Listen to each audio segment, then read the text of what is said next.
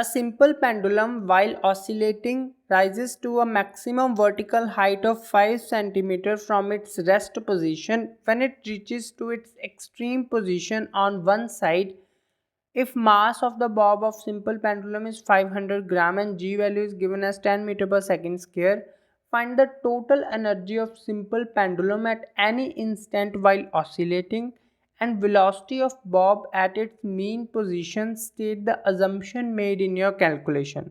Now carefully see, first part we have a simple pendulum while oscillating raises to a maximum vertical height of 5 centimeter. A pendulum is there which on oscillating goes to the maximum height, and maximum height from the mean position is given as 5 centimeter from the rest position. Okay, on the another extreme position. If mass of the bob is given as 500 gram, so convert it into kilogram, just divide it by 1000. So here we got it as 1 by 2 kilogram. Now G value is given, we have to calculate the total energy of simple pendulum at any instant. So if they are talking about at any instant, we will calculate at this instant A at the extreme position. So here we have a potential energy. So potential energy at A we have mgh. Mass value is given as 1 by 2, G value 10, and height is given in the centimeter, 5 centimeter. Let's convert it into meter. So here we got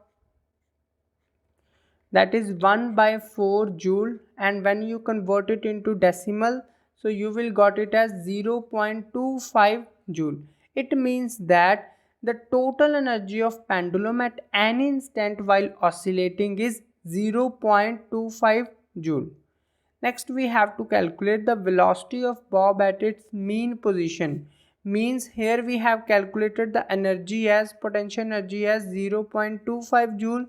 Now we have to calculate at mean position what is velocity, because at mean position kinetic energy is there. So we know that according to the conservation of energy. So here assumption I am also telling you what assumption you will write according to the conservation of energy, and assumption is that the air friction is neglected. So whole potential energy is converted into kinetic energy. This is only possible when we neglect air friction. So here assumption is clear that we are neglecting air friction. So potential energy we have already calculated as 0.25 joule. Kinetic energy at this point we have half mv square. Here we have to calculate the value of velocity. So here half mass value we have already calculated, that is 1 by 2 kilogram. So put the value 1 by 2 v square as it is. So here 0.25 you can write it as 25 by 100 also. Cancel it out, you will get 1 by 4. So here on this side, left side, 1 by 4 v square is equals to 1 by 4, 4 going on the right side. So v square we got it as 4 by 4. So 1. So we have under root 1. So under root 1 we have 1 meter per second.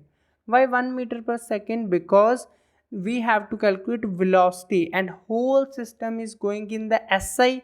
So here velocity we got it as 1 meter per second. Clear?